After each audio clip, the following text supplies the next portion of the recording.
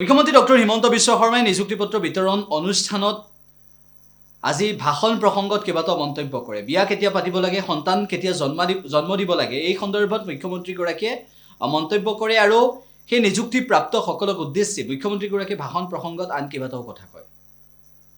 এটা জন্ম দিবৰ কাৰণে ইমান ভয় কৰে, বাকী মানুহে 8টা 9টা দি আছে, ভয়ে কৰা নাই।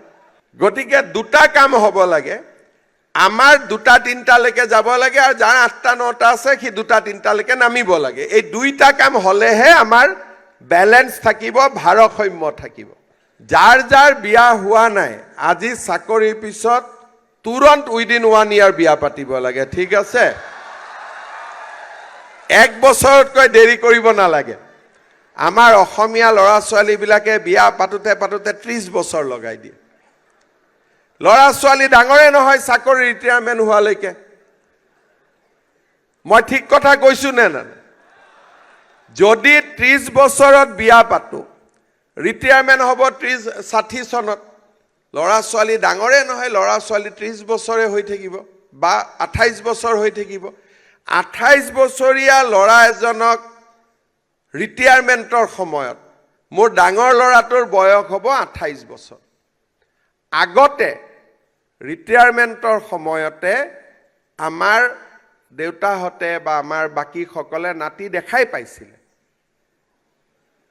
আজিকালি বিয়া কৰাওঁতে 30 বছৰ 31 বছৰ এনেকুৱা কৰোঁতে আমাৰ অসমীয়া মানুহৰ সংখ্যাটো লাহে লাহে কমি গৈ আছে। আপোনালোকৰ মাজত মই সোধা নাই, বহুতৰ হয়তো আজিৰ পৰা 5 বছৰ আগলৈকে চৰকাৰী চাকৰি পাম কোনেও ভাবাই নাছিলে। অসমৰ বাহিৰত কিবা কৰিছিল, প্ৰাইভেট কোম্পানীত কৰি আছিলে, কোনে প্ৰাইভেটত কাম কৰি আছিলে। আমিতো আশাবাদে দিছিলো, কিন্তু অসমখন যে পৰিৱৰ্তন হৈছে, পঢ়া শুনা কৰিলে চাকৰি পাব পাৰি, এই কথাটো উৰুকাত বিহুত যাক লগ পাই আপোনালোকে বুজাব, যাতে আমাৰ নতুন চাম ল'ৰা ছোৱালীয়ে পঢ়া শুনা আৰম্ভ কৰে, পঢ়িব চেষ্টা কৰে। আৰু আমাৰ অসমখন বহুত আগবাঢ়ি গৈ আছে। এতিয়া ইণ্ডাষ্ট্ৰী আহিব অসমত, নতুন নতুন কাৰ্যালয়, নতুন নতুন ইণ্ডাষ্ট্ৰী।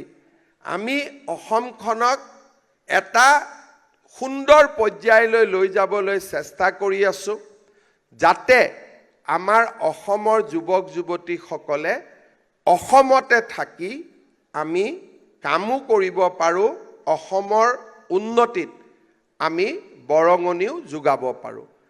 আপোনালোকে আপোনালোকৰ স্কুলৰ গাঁৱৰ ল'ৰা ছোৱালীক বুজাব যে পঢ়া শুনা কৰিব লাগে, আৰু পঢ়া শুনাৰ কৰা ল'ৰা ছোৱালীয়ে 1 টকাও ঘোষ দিব নালাগে, কোনো কৰিব নালাগে, মাত্ৰ পঢ়ি শুনিয়ে আমাৰ অসমত চৰকাৰী চাকৰি পাব পাৰি। মই তাৰ উদাহৰণ। এই কথাখিনি এই 4 দিন আপোনালোকে গাঁৱত ক'ব।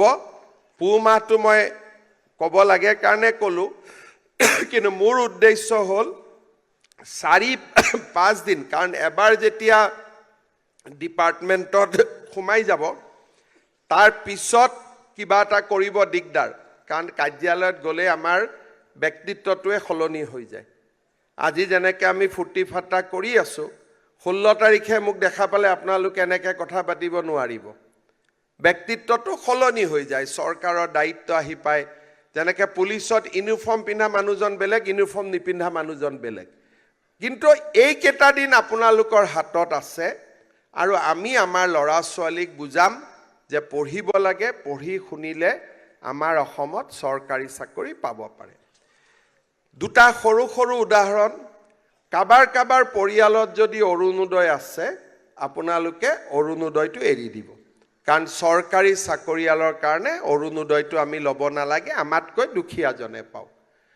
দ্বিতীয়তে, প্ৰথম দৰমহাটো পোৱাৰ পিছত খুব মনেদি চিন্তা কৰি দেউতা মাৰ কাৰণে 2টা উপহাৰ কিনিব লাগিব, ঠিক আছে?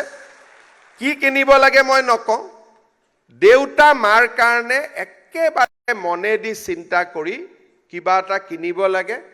দিব লাগে দেউতা মাক, কাৰণ দেউতা মাৰ আশীৰ্বাদ নহ'লে 9 লাখ মানুহৰ ভিতৰত আমি ইয়াত বহি থাকিব নোৱাৰোঁ।